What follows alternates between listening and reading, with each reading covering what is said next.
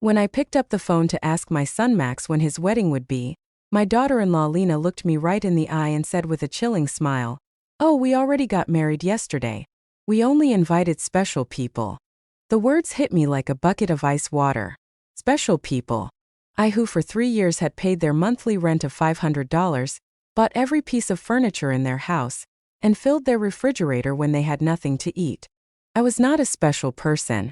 I stood there in the living room of my own house, holding the phone as if it weighed 1,000 pounds, watching my son avoid my gaze while Lena made herself comfortable on the sofa I had bought for them. The pale pink dress I had picked out for her wedding hung uselessly in my closet, along with the new shoes and the illusion of being part of the most important day of my only son's life. I had spent $200 on that dress, thinking about how nice I would look in Max's wedding photos in which I would never appear. For weeks I had planned every detail. I had put money aside to give them $1,000 as a wedding gift. I had called my sister Diana in Chicago to tell her the good news. I had cleaned my house from top to bottom, thinking they might come celebrate with me after the ceremony. All of that collapsed in a second with those 4 poisoned words. Only special people. Max finally lifted his gaze and said in a rehearsed-sounding voice, "Mom, it was an intimate thing, very small, just the 2 of us and the witnesses." But I knew it was a lie. I saw the photos on social media. I saw Lena's parents proudly posing next to the bride and groom. I saw her siblings toasting with champagne. I saw Lena's white dress, which I had helped finance with the $800 I had given her last month for her personal expenses. I saw everything I wasn't supposed to see. A week later, exactly 7 days after that humiliation, Lena called me with a completely different voice. She was no longer the confident woman who had excluded me from her wedding. Now she sounded desperate, almost pleading. "Renata, the rent is overdue. The landlord is pressuring us and says, if we don't pay this week, he will kick us out. You forgot to make the transfer." Her voice trembled slightly as if the world were ending. I was silent for a few seconds, remembering all the times I had run to the bank to make that transfer. All the times I had canceled my own plans to make sure they had a roof over their heads. All the times I had eaten beans and rice so I could give them money for their desires. And now, after they had excluded me from the most important moment of their lives, they had the audacity to call me as if nothing had happened. "Lena," I said with a calm that surprised even me, "didn't I warn you that I only help special people?" The silence on the other end of the line was so deep that I could hear my own heart beating. For the first time in years, it was not I who was trembling but her. "Renee, I don't understand," she stammered. "We were always special to you. You're like a second mom to me." Lies. All lies. Wrapped in that sweet voice she only used when she needed something. The plaintiffs have presented no real medical evidence of mental incompetence. What they have presented is frustration because their source of income has decided to exercise her legal and moral right to protect her own resources. Judge Miller retired to deliberate for 2 hours that felt like 2 years. When he came back, his expression was serious but clear. After reviewing all the evidence presented, he began, "It is obvious to this court that Mrs. Renee Richter is in full possession of her mental faculties. Professional psychiatric evaluations confirm her cognitive competence. Her financial decisions, as painful as they may be for her family, are completely rational and within her rights." My heart began to beat faster. Furthermore, the judge continued, "The evidence suggests that this lawsuit is motivated by financial interest rather than by genuine concern for Mrs. Richter's well-being. The court completely denies the request for guardianship. I had won. I had not only won the lawsuit, but also my freedom, my dignity, my right to live free from the abuse of those who supposedly loved me." When we left the courthouse, I saw Max and Lena talking angrily with their lawyer. Lena gave me a look of pure hatred before she walked away. Max looked at me one last time, and for a second I saw something that could have been regret, but it was already too late. That night, Ella Lehner organized a celebration at my house with all our friends. We toasted to justice, to freedom, to the sisterhood of strong women who support each other. "Renata," Alfreda told me, "today you didn't just win a trial. You won back your life." She was right. For the first time in years, the future was completely mine. I could travel. I could love. I could create. I could live without fear, without guilt, without manipulation. 3 months later, I sold my house and moved to a beautiful apartment near the city center. I donated half of my money to organizations that protect the elderly from family abuse. With the other half, I began to live the life I had always wanted. I traveled through Europe, took art classes, and joined volunteer groups. I never heard from Max and Lena again. I heard from others that they had to move to a smaller apartment, and that Lena had found a job for the first time in years. Perhaps the adversity would teach them what my generosity never could: the value of honest work and independence. Some nights when I look at the stars from my new balcony, I think about the woman I was a year ago, fearful, manipulated, believing I had to buy love. That woman is dead. And in her place, someone has been born who has understood a fundamental truth. True love never has a price, and freedom is never too expensive. My name is Renedy. I am 72 years old, and I have finally learned that the most important person I have to love and protect is myself. If you liked my story, you can support me by making a donation so I can write more stories. Thank you in advance. And you, what would you do in this person's place? I would love to hear your opinion, so please share it with me in the comments. I'm always curious about what you all think, and also write me where you heard this story. For more life stories like this, like the video and subscribe to my channel. There are many other stories waiting for you. With heartfelt greetings. Until next time, M. Finally, it fell silent, and I continued drinking my coffee as if nothing had happened. 10 minutes later it rang again. This time it was Lena. I let it ring too. Then a text came from Max. Mom, please answer. We need to talk.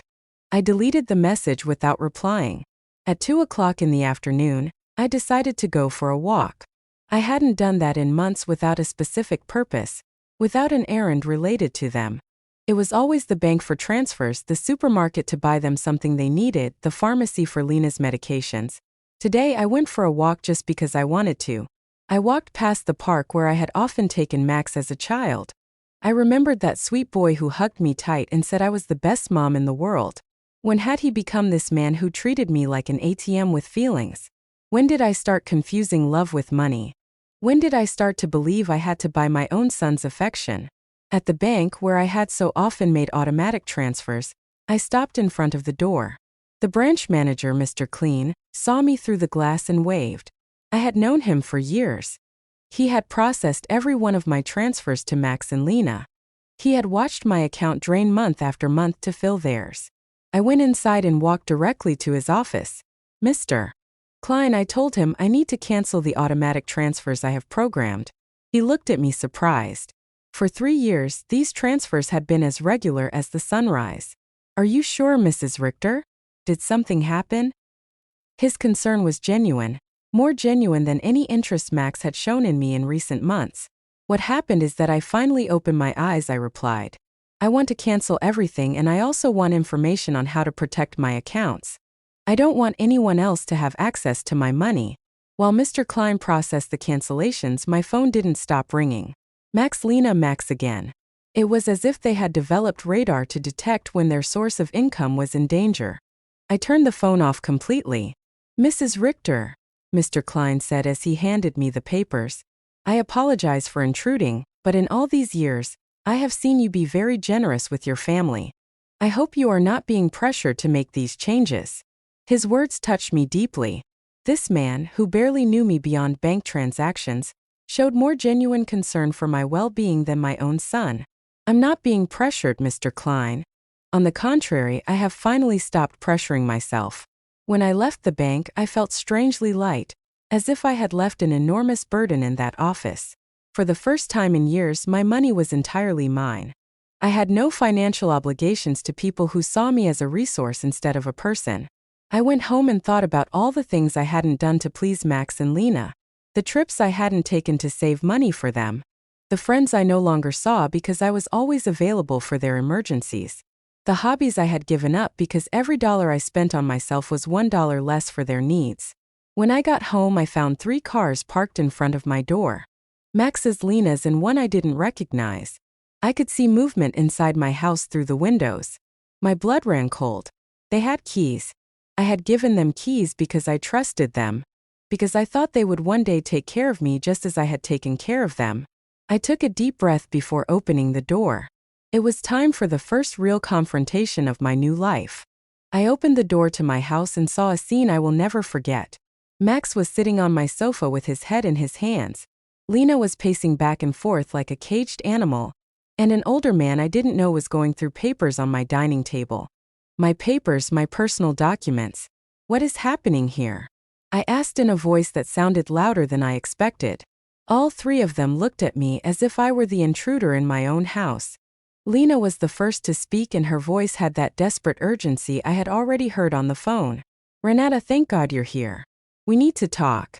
Mr. Fisher is from the law firm we consulted about your situation. My situation? The question came out of my mouth with a calm that surprised me. What situation? I'm doing perfectly fine.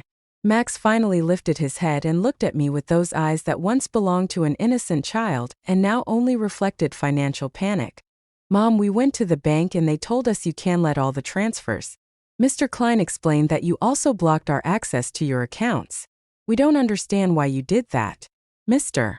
Pfizer, a man in his 50s in a gray suit and a smile that didn't inspire confidence, approached me with an outstretched hand. Mrs. Richter, I am Dr. Pfizer, a family law attorney. Your children are concerned about your mental well-being and have asked me to assess the situation. I didn't shake his hand. Instead, I went directly to my dining table and collected all my documents that he had been reviewing without my permission. These are my private papers. You have no right to look at them without my consent. Mom, Max interjected with that condescending voice he had perfected in recent years. We're worried about you. Your behavior has been very strange lately. First, you financially cut us off without an explanation. Then you don't answer our calls. We think you might need professional help. Lena approached and tried to take my hand with that fake tenderness she reserved for moments when she needed something. Renee, honey, we know you're under a lot of stress. Maybe the loneliness is affecting you more than you think. At your age, episodes of confusion are normal. The word confusion echoed in my head like an alarm bell. Now I understood why they had brought the lawyer. It wasn't about helping me. It was about declaring me mentally incompetent and taking control of my finances.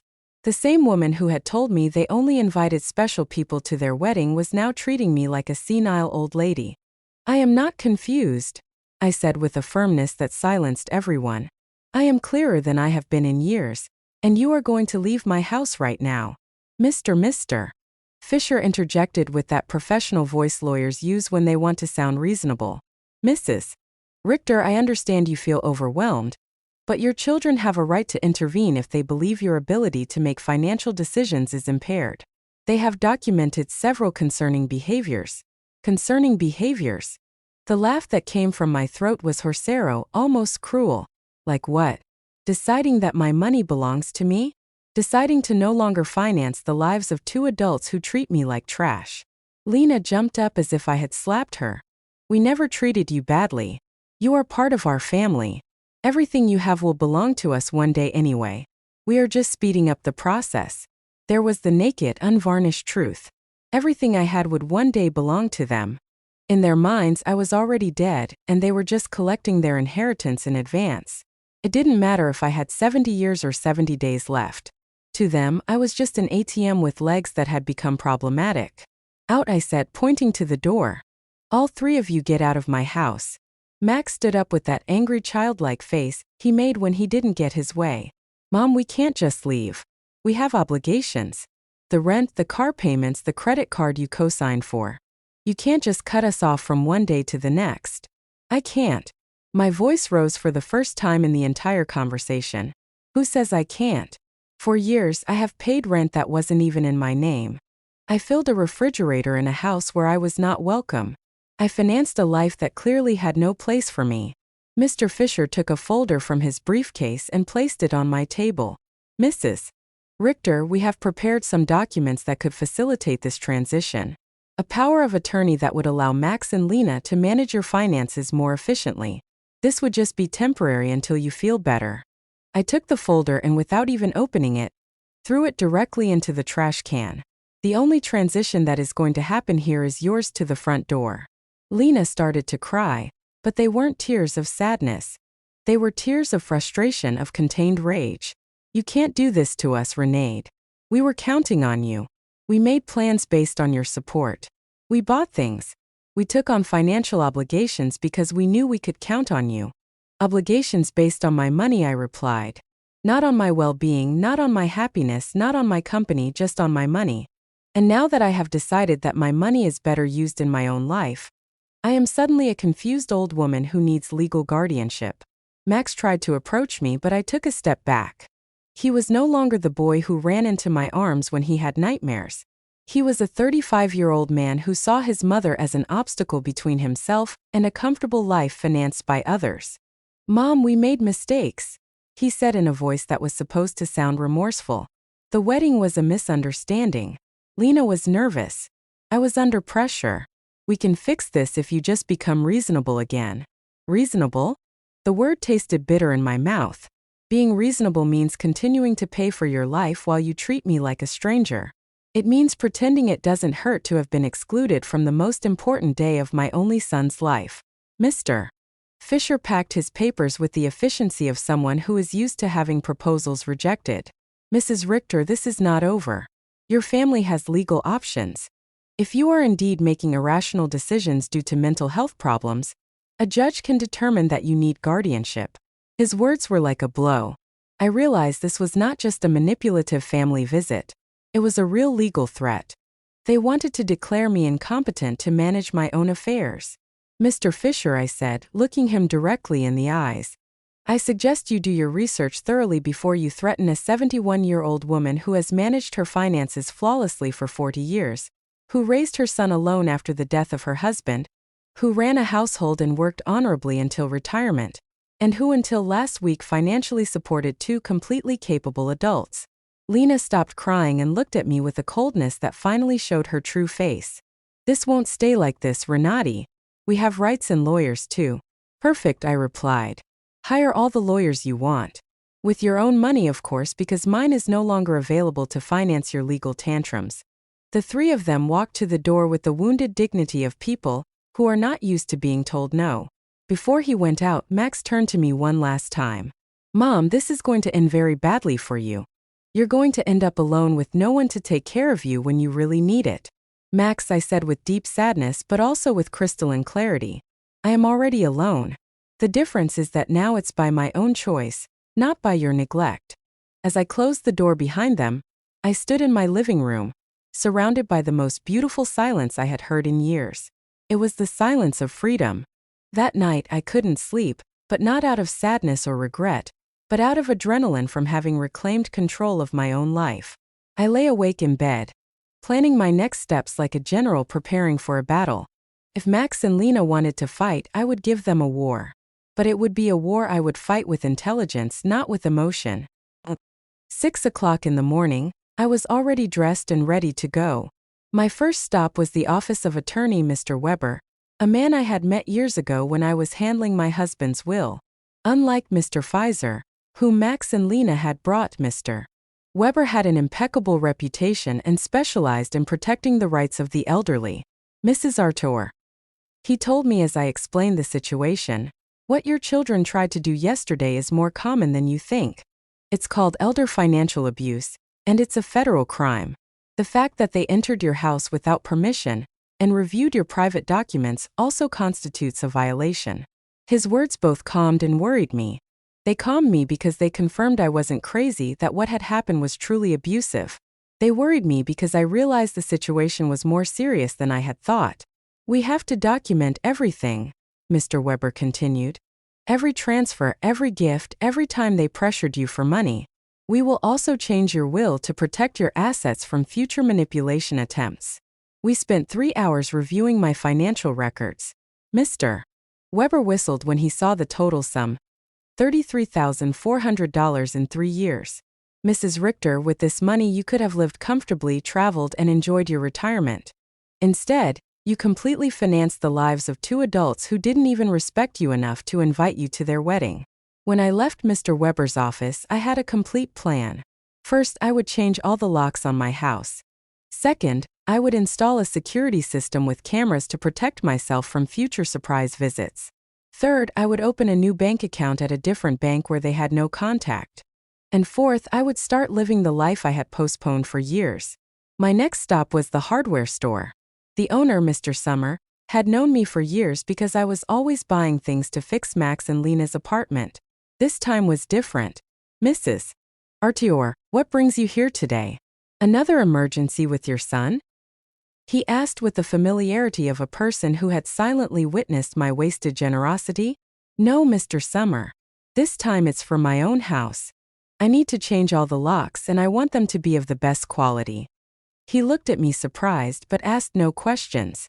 While I was choosing the locks, his son Ethan, who installed security systems, came by. It was Providence in action. Ethan, I told him, I also need to install surveillance cameras, the complete system. The price is not an issue. While they were preparing everything for the installation the next day, I received a call from an unknown number. It was Lena calling from someone else's phone because I had blocked her number after the previous day's confrontation. Renata, it's Lena. Please don't hang up. We need to talk like civilized adults. Speak, I said dryly. Listen, I understand you're upset about the wedding. It was a mistake. Max and I have talked about it and we want to make it up to you. How about we have a special dinner to celebrate our wedding with you?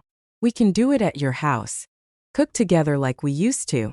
The manipulation in her words was so obvious that I almost had to laugh. Lena, how much rent do you owe exactly? The silence on the other end confirmed that I had hit a nerve. Well, it's 2 months. $1,000 total. But I'm not just calling for that, Renati. We really miss you in our lives. Do you miss me or my money? I asked directly. Both, she replied with a surprising honesty. Renat, I won't lie to you. Yes, we need your financial help, but we love you too. You're important to us. If I'm so important, I said, why wasn't I important enough to be at your wedding? Why am I not important enough to get a call that doesn't ask for money? When was the last time you called me just to ask how I was doing? Another silence. We both knew the answer. Never. Lena, I'm only going to explain this to you once. For 3 years, you have treated me like an ATM with feelings. You used me. You ignored me. You humiliated me. And finally, you insulted me in the worst possible way. Now that the money is running out, you suddenly discover you love me. Renote, please. I cut her off. There is no please. You made your choice when you decided I wasn't special enough to be at your wedding. Now I'm making mine. I hung up and turned the phone off completely. I didn't want any more interruptions on my day of liberation. That afternoon, I went to the beauty salon I hadn't been to in over a year. I always canceled my appointments because Max or Lena needed something urgent or because the money I had set aside for myself became an emergency for them. Mrs. Richter, my favorite hairstylist, Cynthia, called out. What a surprise. I thought you had forgotten us. I didn't forget you, Cynthia. I just forgot that I also deserve to be pampered. I treated myself to the full treatment. Cut, color, manicure, pedicure. For the first time in years, I spent money on myself without feeling guilty. While Cynthia worked on my hair, she told me about her life, her children, her dreams. It was refreshing to have a conversation that didn't revolve around Max and Lena's needs. You look beautiful, Mrs. Richter, she said when she was done. But more than that, you look free. Did something good happen? Yes, Cynthia. I finally learned to say no. When I got home that afternoon, there was a car in front of my door that I didn't recognize. My heart raced for a moment, thinking Max and Lena might have come back with reinforcements. But as I got closer, I saw an older woman sitting on the steps of my porch. Mrs. Richter, she asked as I got out of the car. Yes, that's me. Can I help you? I'm Ella Laner Brooks. I live next door. We've been neighbors for years, but we've never had a chance to talk. Yesterday, I heard very loud voices in your house and I got worried. Is everything okay? Her sincere concern touched me deeply. Here was a stranger who showed more interest in my well-being than my own son. Come in, Mrs. Brooks. I'll make you a coffee, and I'll tell you a story you won't believe. While I was making coffee, I told her the whole situation. Eleanor listened without interrupting, nodding occasionally. And when I finished my story, her eyes were filled with tears. Mrs. Richter, she said, you did the right thing. I went through something similar with my daughter 5 years ago. I also thought it was my duty to finance her adult life. I also believed they wouldn't love me if I didn't give them money. What happened? I cut off the money when I realized they only called me when they needed something. First, it was terrible. They threatened me, emotionally blackmailed me, tried to make me feel guilty. But after 6 months, my daughter called to genuinely apologize. Now we have a real relationship based on love, not on money. Her words gave me hope and confirmed that I had made the right decision. Do you think Max and Lena will understand one day? Maybe yes, maybe no, she answered honestly. But that's no longer your responsibility, Mrs. Richter. Your responsibility now is to live your own life. That night, for the first time in 3 years, I went to bed without worrying about whether Max and Lena had money for rent, for food, for their whims. I went to bed thinking about myself, my plans, my future, and I slept better than I had in years. The next day, Ethan and Mr. Summer came at 8 o'clock in the morning to change the locks and install the security system. While they worked, my phone didn't stop ringing from unknown numbers. Lena was still trying to contact me from different phones, but I had developed a new skill, completely ignoring calls that didn't suit me. Mrs. Richter, Ethan said as he installed the cameras, this system will give you absolute peace of mind. You can see from your phone who is coming to your house even when you're not here. And if someone breaks in without permission, an alert is automatically sent to the police. The irony was not lost on me. I was installing a security system to protect myself from my own son, but it didn't hurt as much as it used to. It was simply a practical measure to maintain my newfound peace. While they were working, I decided to do something I hadn't done in years. Call my sister Diana in Chicago. We had lost touch because every time we talked, I would tell her about Max and Lena's successes, about how much money I had spent on them, about how proud I was to be able to help them. I now realized that our conversations had become financial reports disguised as family news. Renee, Diana answered surprised. Sister, how are you? We haven't spoken in months. I'm good, Diana. Better than good. I'm calling you to tell you that I've finally come to my senses. I told her the whole story from the beginning. The secret wedding, the humiliation, the visit with the lawyer, my decision to cut off the funding. Diana listened to me in silence. And when I was done, her answer surprised me. Renee's sister, it was about time. Every time we spoke, it broke my heart to hear you brag about how much money you gave them. As if love could be measured in dollars. I wanted to tell you something, but I didn't know how. What did you want to tell me? That Max never spoke lovingly about you when I saw him at family gatherings. It was always my mom helped me with this or my mom bought me that, but never I miss my mom or I love my mom. It was as if you were a service provider, not a person. Her words hurt, but it was a necessary pain. Like when a doctor cleans an infected wound. It hurts, but it's part of the healing. You know what else I noticed? Diana continued. Lena always spoke about you in the future tense. When Renata is no longer here, we can remodel her house, or when we inherit, we will invest in the business. As if they were waiting for you to die to really live. This revelation hit me like a bucket of ice water. They didn't just see me as an ATM. They saw me as a temporary obstacle between them and their money. While I was trying to make them happy, they were planning their future without me. After talking with Diana, I sat in my kitchen processing all this information. Years of marriage to a man who truly loved me, 35 years of raising my son alone after my husband's death, and 3 years of financing 2 adults who saw me as a $100,000 obstacle. The doorbell rang, and on the new cameras I saw it was Ella Lehner with a mug in her hands. I opened the door and she handed me a fresh brewed coffee. I thought you might need some company after everything you told me yesterday, she said with that sincere smile I had already come to appreciate. We sat in my living room and Eleanor told me more details from her own experience. My daughter said the exact same thing to me that Lena says to you. You're like a second mom to me. We're special to you. Everything will be ours one day anyway. Those are rehearsed phrases, Mrs. Richter. They learned them from the Emotional Manipulation Handbook. Do you think such a handbook exists? I asked half-jokingly. Not officially, but it seems everyone reads from the same book. Chapter 1 is Make Her Feel Indispensable. Chapter 2 is Create Constant Financial Emergencies. Chapter 3 is When She Resists, Question Her Mental Health. We laughed, but it was a bitter laugh. It was both funny and tragic to recognize such predictable patterns in our own children's behavior. Did you ever feel guilty for cutting off the money? I asked Eleanor. Every single day for the first 3 months, she answered honestly. But then I started to see the results. My daughter had to get a second job.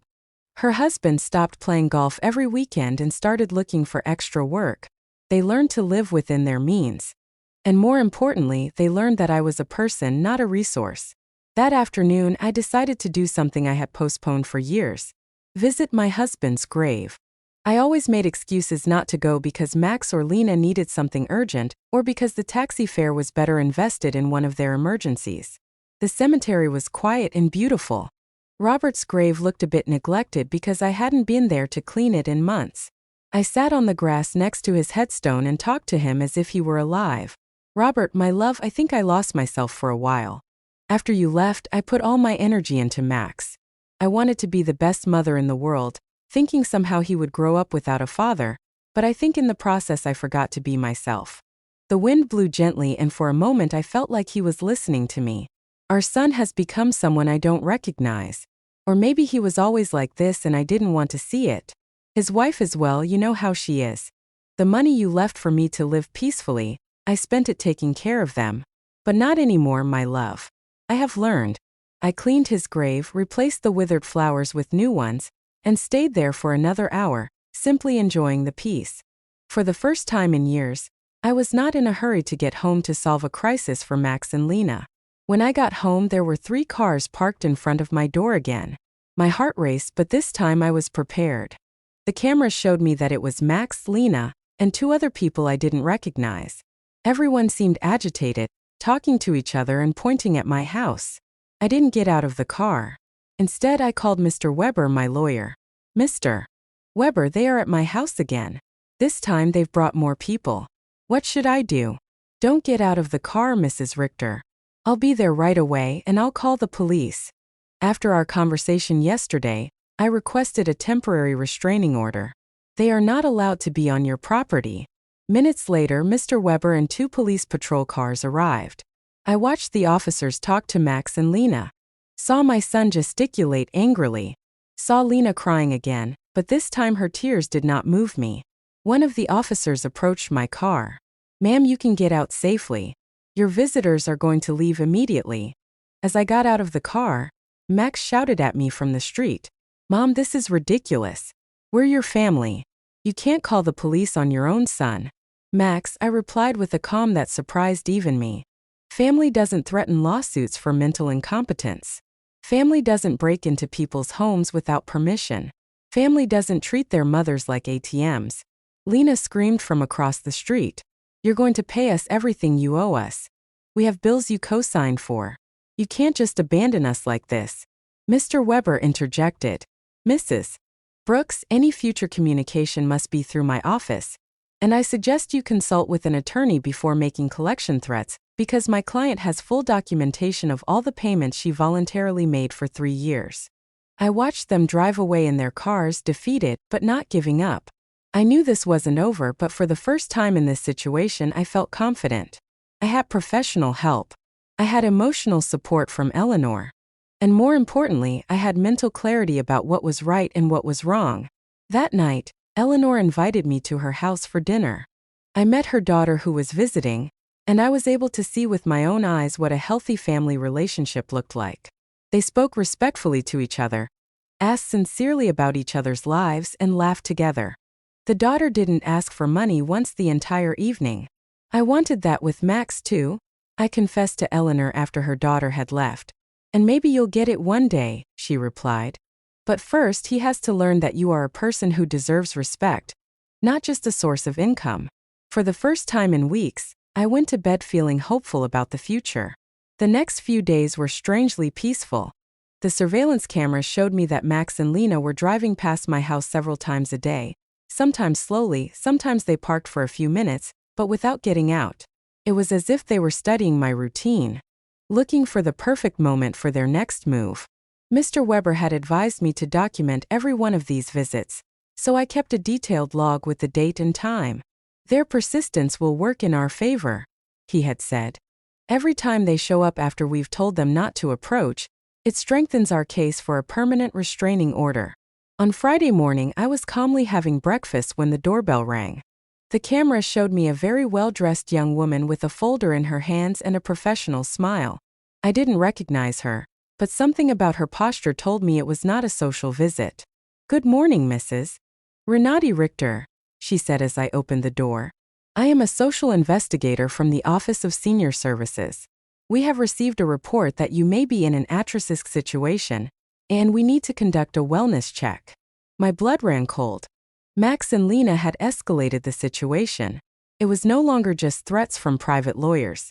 Now they had involved the government. Can I see your ID? I asked, trying to stay calm. Of course. She showed me an official ID that looked genuine. I am social worker Mrs. Schmidt. Can I come in and talk to you?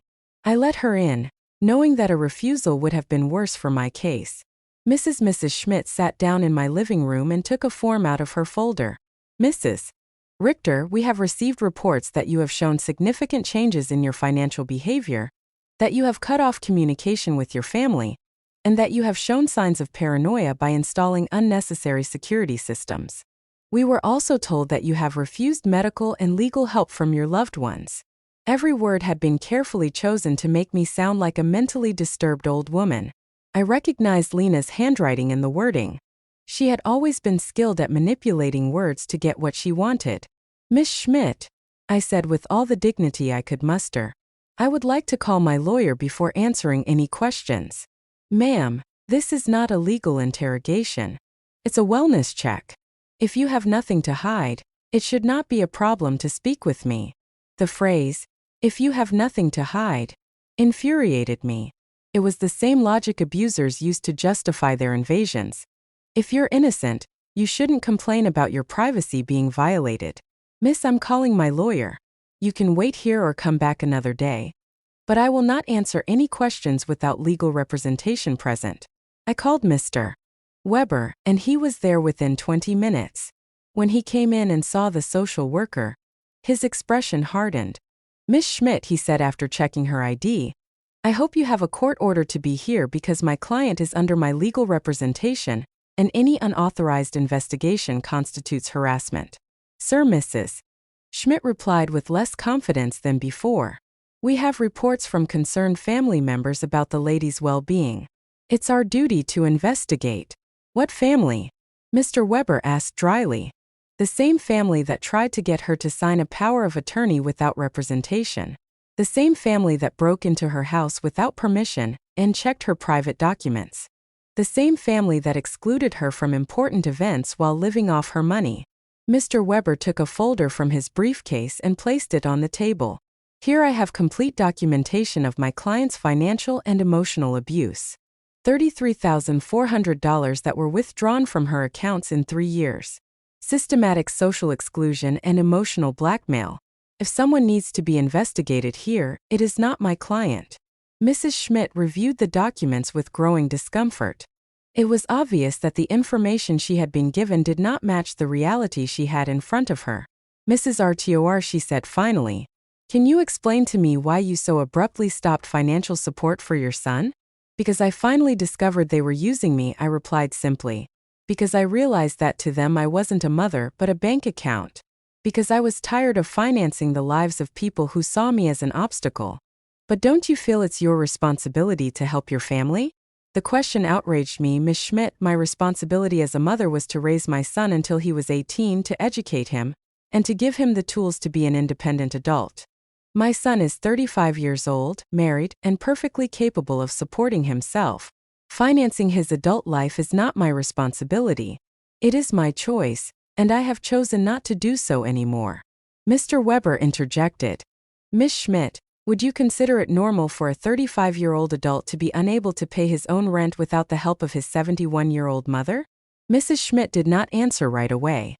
I could see she was reevaluating the entire situation. Mrs. Richter, she asked after a moment, do you manage your own finances completely? I can show you my bank statements, my investments, my tax payments. Everything is current and in order. Do you live independently? As you can see, I keep my house clean. I take care of myself physically. I drive my own car. I have healthy social relationships with my neighbors. Do you take any medication? Just vitamins and occasionally aspirin. I don't have any medical conditions that require medication. Mr. Weber added, my client has just undergone extensive medical exams as part of our legal process. She is in perfect mental and physical condition. Mrs. Schmidt closed her folder and sighed. Mrs. Richter, based on this conversation and the documentation I have reviewed, I see no indication that you are at risk or in need of intervention. I will close this case. After she left, Mr. Weber and I remained silent for a few minutes. Renat, he said finally, this is going to continue to escalate. Max and Lena are spending money they don't have to hire professionals to try to have you declared incompetent. Does that mean they are desperate? It means that exactly. What else can they do? They can file a lawsuit for incompetence. It's expensive and hard to win. But if they find a sympathetic judge and a psychiatrist willing to testify in their favor, they could get a guardian assigned. The thought terrified me. They could take control of my money. They could try, but we have solid evidence that you are completely competent and that they are motivated by greed and not by genuine concern. That afternoon, I called Diana to vent. Sister, she said after hearing my story, do you notice how far they are willing to go for money? They are risking family relationships, spending money on lawyers and doctors, destroying their own reputation, all to get access to your bank account again. Her words made me think. Max and Lena had completely revealed their true nature. There was no going back. There was no possibility of a genuine reconciliation. To them, I had never been a mother or a respected mother-in-law. I had always just been money on legs. This revelation, although painful, was also liberating. I no longer had to wonder if I was making the right decision. I no longer had to feel guilty for protecting myself. They had proven for themselves that my emotional and physical well-being was less important to them than my money. That evening, Eleanor came to visit with a surprise. She had invited her friends from the garden club to meet me. Renata, she introduced me. These are my friends Cynthia, who you already know from the salon, Maria, Carmen, and Alfreda. We have all been through similar situations with abusive family members. We spent the evening sharing stories. Maria had had to set boundaries with a brother who constantly asked her for money. Carmen had cut off her relationship with a daughter who only visited when she needed money.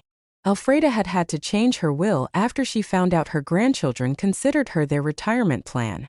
What hurts me the most, I confessed, is not losing the money I gave them, but realizing that I never had the love I thought I had. Renee, Alfreda said with the wisdom of her 80 years, true love cannot be bought or sold. If you had to pay for it, it was never real. Her words were balm for my wounded soul. She was right. I had bought attention, not love. I had financed an illusion. You know what I've discovered? I said to my new friends, that loneliness surrounded by people who don't love you is worse than being lonely on your own. At least now when I am alone, I am in good company. Everyone laughed and we toasted to our newfound wisdom. That night, after my new friends had left, I sat in my garden thinking. The stars shone brighter than ever, or perhaps I was seeing them with clearer eyes. For the first time in my adult life, I was completely alone financially. I had no dependents, no financial obligations to anyone but myself. And instead of scaring me, this reality excited me. I could travel when I wanted. I could remodel my house. I could buy myself nice clothes. I could donate to charities that were important to me. I could invest in my own future instead of financing the present of ungrateful people. Freedom tasted like hope, and for the first time in years I wanted to plan my future. A month after the psychiatrist's visit, I thought I had finally won the war. I had settled into a beautiful routine. I calmly had breakfast and read the newspaper. I tended to my garden, had lunch with Eleanor or one of my new friends. And in the afternoons, I devoted myself to activities I had given up for years. I had started painting again, something I was passionate about before I became Max and Lena's personal financier. But on a Thursday morning, while I was painting flowers on my new easel, Mr. Weber came to my house with a grim expression that made my blood run cold. Renedy, we need to talk. Max and Lena have filed a formal lawsuit for mental incompetence in family court. They are requesting to have a legal guardian assigned to you. The words fell on me like stones. I knew it was a possibility, but hearing it out loud made it terrifyingly real. Does that mean they can take control of my money?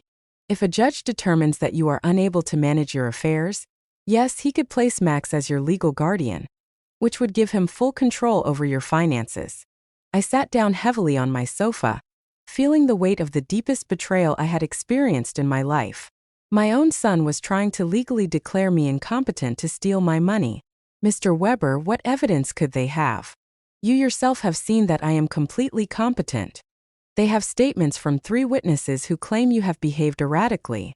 They also submitted unpaid doctor's bills that you supposedly didn't pay and medications that you supposedly hoarded without taking them. But that's a lie. I don't have any outstanding doctor's bills or hoarded medications. I know Renee, but they have fabricated convincing evidence. They also have the statement from Dr. Lehman who states that you refused to cooperate with a psychiatric evaluation, which they interpret as proof of mental decline. The manipulation was diabolical. They had turned my refusal to undergo an unnecessary exam into proof of a mental illness. They had used my instinct to protect myself from them as proof that I needed protection. Who are the 3 witnesses? Mr. Weber looked through his documents. Lena, of course, a neighbor named Mr. Davis, and someone who claims to be your pharmacist, Mr. Green. Mr. Davis was the neighbor across the street, an unpleasant man who had always had problems with me because my friends sometimes parked in front of his house. Mr. Green was indeed my pharmacist, but I didn't understand what he could have against me. I need to talk to Mr. Green, I told Mr. Weber. Something's not right. We went to the pharmacy together that afternoon. Mr. Green received me surprised and nervous. Mrs. Richter, it's good to see you. How are you, Mr. Green? I was told you signed a statement saying I show erratic behavior with my medications. His face turned red as a tomato. Mrs. Richter, your daughter-in-law came in a few weeks ago and asked about your medications. She said she was worried because you were acting strangely. And what did you tell her? I explained to her that you only buy vitamins and occasional aspirin, that you don't have any regular medical prescriptions, but she insisted that this was proof that you weren't taking adequate care of your health. Mr. Weber interjected. Mr. Green, did you sign a paper? She brought a document that said I was confirming that Mrs. Richter had irregular medication purchases. I thought it was for her health insurance or something. I didn't know it was for a lawsuit. My own pharmacist had been tricked into signing something he didn't fully understand. Lena's manipulation knew no bounds. Mr. Green, I said, I need you to write a statement explaining exactly what happened and clarifying that I have no problems with medications. Of course, Mrs. Richter, I am terribly sorry for this misunderstanding. After the pharmacy, we went to confront Mr. Davis. When we knocked on his door, he received us with obvious hostility. What do you want, Mr. Davis? Mr. Weber said, I understand you signed a statement about my client's behavior. And you're right, I did. That woman is crazy. She's been acting strange for weeks. Can you be more specific about the behaviors you observed? Installing cameras as if she lived in a war zone, having strangers visit all the time, yelling at her family in the street. I realized Mr. Davis had taken everything out of context. The cameras had been installed for protection. The strangers were my new friends.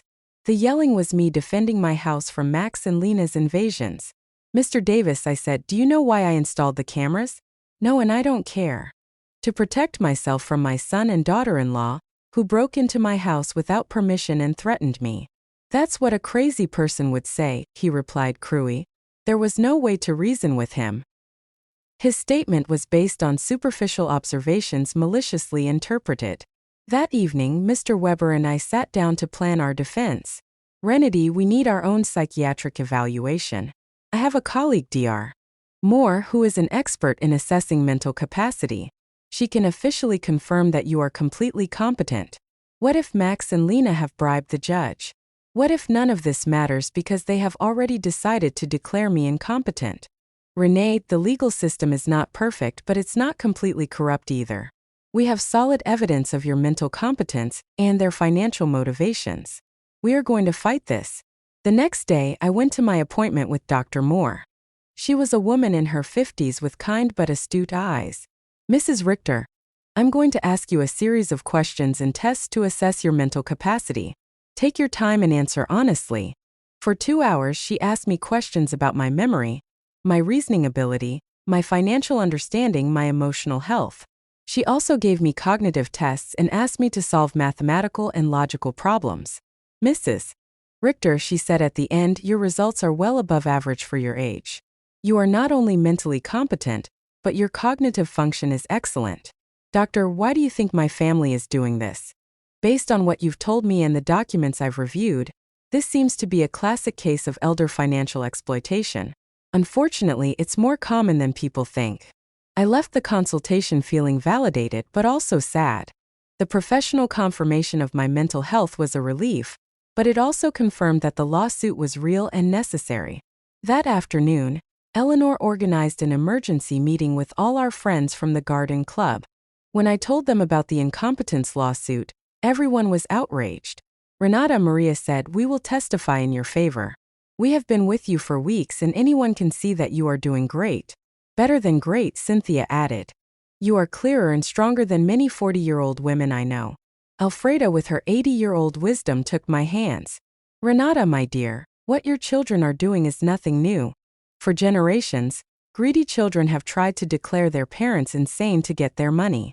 But you have something many of these victims didn't have: documentation, legal support, and friends who can testify for you." Her words gave me hope. I was not alone in this fight.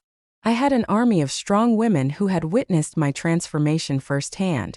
You know what the saddest thing about all this is? I said that Max and Lena are willing to destroy any future possibility of reconciliation for money.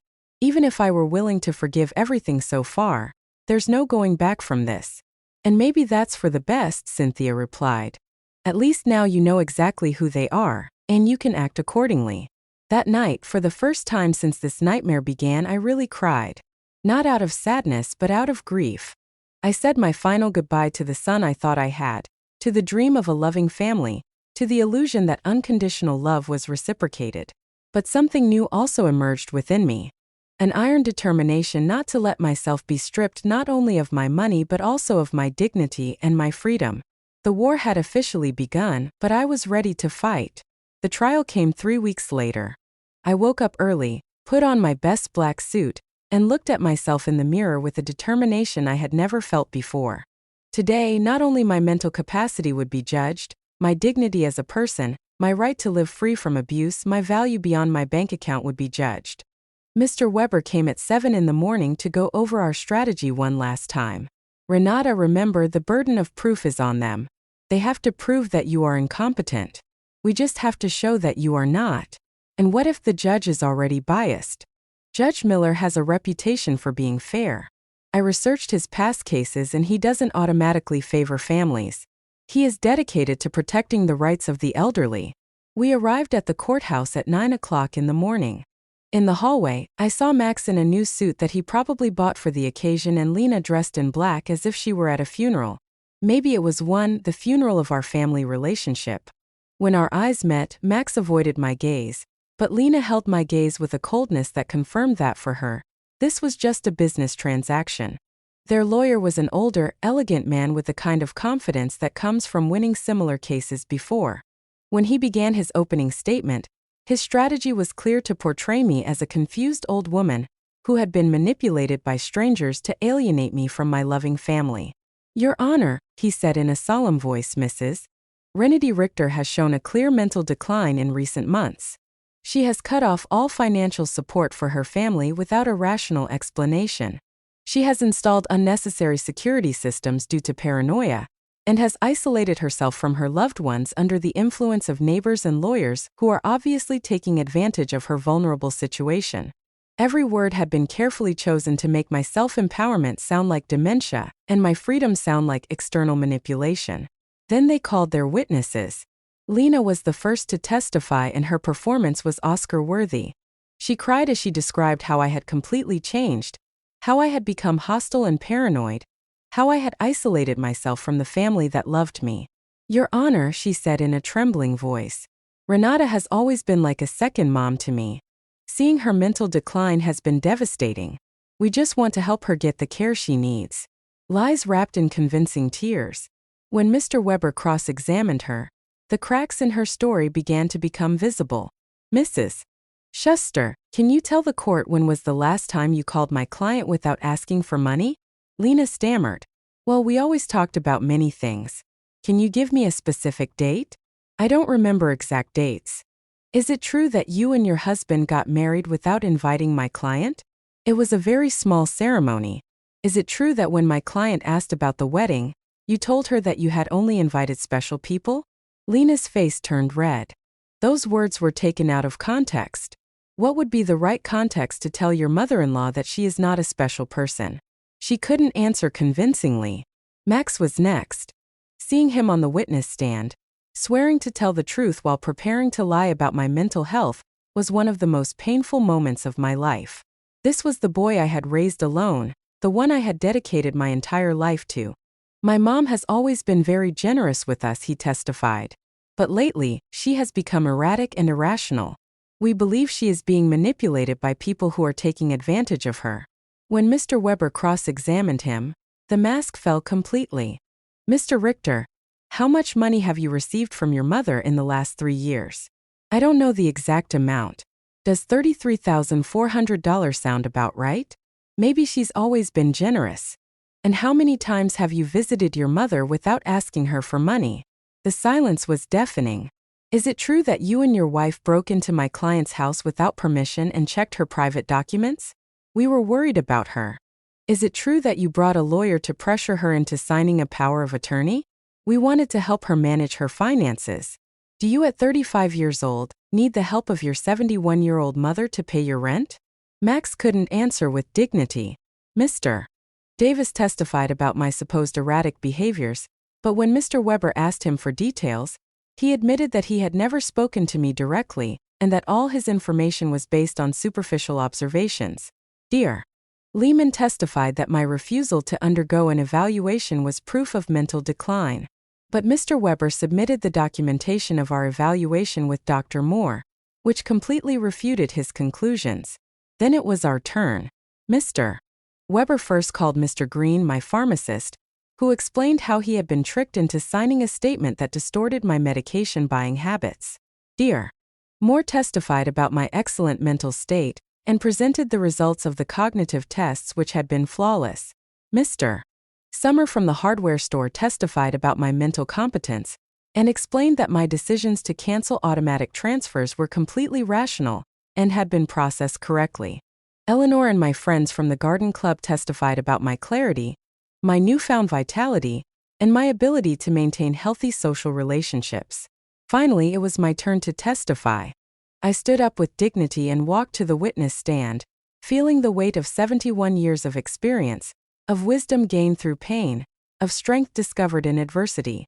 Mr. Weber guided me through my testimony, letting me tell my whole story. The $33,400 spent in 3 years. The humiliation of being excluded from the wedding, the constant emotional manipulation, the violation of my privacy, the legal threats. Mrs. Richter, Mr. Weber finally asked, why did you decide to stop financial support for your son and daughter-in-law? Because I finally understood that what I was getting from them was not love. I replied in a clear, loud voice. It was a commercial transaction disguised as a family relationship. My money was welcome, but I as a person was not. Do you regret your decision? I only regret that it took me so long to make it.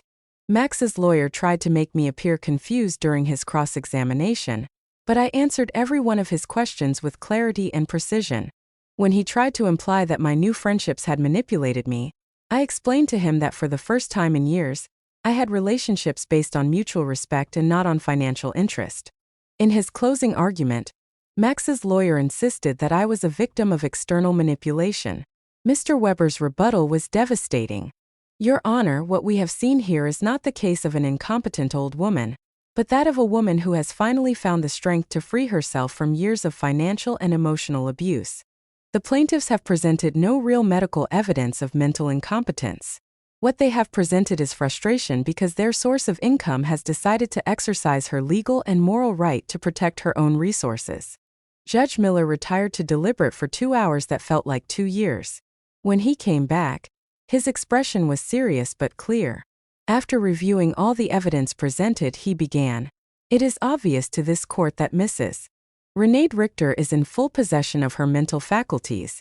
Professional psychiatric evaluations confirm her cognitive competence.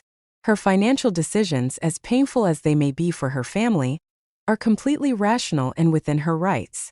My heart began to beat faster. Furthermore, the judge continued, The evidence suggests that this lawsuit is motivated by financial interest rather than by genuine concern for Mrs. Richter's well-being. The court completely denies the request for guardianship. I had won. I had not only won the lawsuit, but also my freedom, my dignity, my right to live free from the abuse of those who supposedly loved me. When we left the courthouse, I saw Max and Lena talking angrily with their lawyer. Lena gave me a look of pure hatred before she walked away. Max looked at me one last time, and for a second I saw something that could have been regret, but it was already too late. That night, Ella Lehner organized a celebration at my house with all our friends. We toasted to justice, to freedom, to the sisterhood of strong women who support each other. Renata, Alfreda told me, today you didn't just win a trial, you won back your life. She was right. For the first time in years, the future was completely mine. I could travel, could love, I could create. I could live without fear, without guilt, without manipulation. 3 months later, I sold my house and moved to a beautiful apartment near the city center. I donated half of my money to organizations that protect the elderly from family abuse. With the other half, I began to live the life I had always wanted. I traveled through Europe, took art classes, and joined volunteer groups. I never heard from Max and Lena again. I heard from others that they had to move to a smaller apartment, and that Lena had found a job for the first time in years. Perhaps the adversity would teach them what my generosity never could: the value of honest work and independence. Some nights when I look at the stars from my new balcony, I think about the woman I was a year ago, fearful, manipulated, believing I had to buy love. That woman is dead. And in her place, someone has been born who has understood a fundamental truth. True love never has a price, and freedom is never too expensive. My name is Renity. I am 72 years old, and I have finally learned that the most important person I have to love and protect is myself. If you liked my story, you can support me by making a donation so I can write more stories. Thank you in advance. And you, what would you do in this person's place? I would love to hear your opinion, so please share it with me in the comments. I'm always curious about what you all think, and also write me where you heard this story. For more life stories like this, like the video and subscribe to my channel. There are many other stories waiting for you. With heartfelt greetings. Until next time,